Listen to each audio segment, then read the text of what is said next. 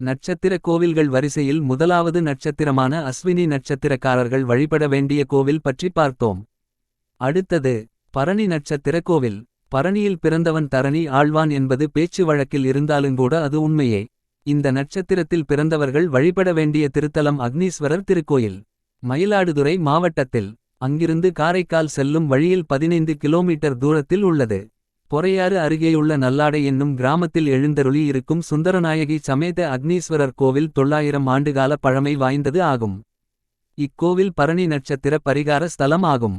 இத்தலத்தில் மூலவராக அக்னீஸ்வரர், சுந்தரநாயகியும் மற்றும் விநாயகர், முருகன், லட்சுமி, சரஸ்வதி, மகாவிஷ்ணு, சோமாஸ்கந்தர், தட்சிணாமூர்த்தி, பைரவர், சனீஸ்வரர், துர்கை அம்மன், சண்டீகேஸ்வரர், அர்த்தநாரீஸ்வரர் ஆகியோர் தனித்தனிச் சன்னதிகளிலும் வீற்றிருந்து பக்தர்களுக்கு அருள்பாலித்து வருகின்றனர்.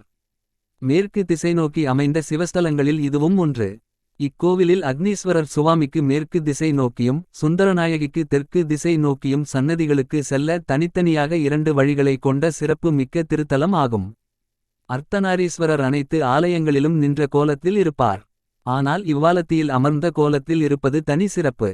சிறப்பு மிக்க இக்கோவிலில் ஒவ்வொரு மாதமும் பரணி நட்சத்திர நாளில் தோஷ பரிகார சிறப்பு யாக பூஜை நடைபெறுவது வழக்கம்.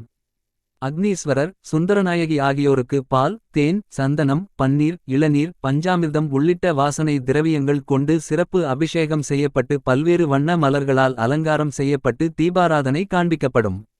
இதில் பரணி நட்சத்திரத்தில் பிறந்தவர்கள் பரிகார பூஜை செய்து வழிபாடு செய்வது வழக்கம். இதில் தமிழ்நாட்டின் பல்வேறு பகுதிகளை சேர்ந்த திரளான பக்தர்கள் கலந்து கொண்டு சாமி தரிசனம் செய்வார்கள். உங்கள் நட்சத்திரம் பரணியா? அடுத்த மாதம் பரணி நட்சத்திர நாளில் அங்கே போய் வேண்டிக்கிட்டு வாங்க. உங்க பிரச்சினைகள் தீர்ந்ததும் சொல்லுங்க. உங்களுக்காக சிறப்பு பதிவே போடுகிறோம். சேனல் பிடிச்சிருந்தா இதை எல்லோருக்கும் சொல்லுங்க. மறக்காம சப்ஸ்கிரைப் செய்திடுங்க. வாழ்க வளமுடன்.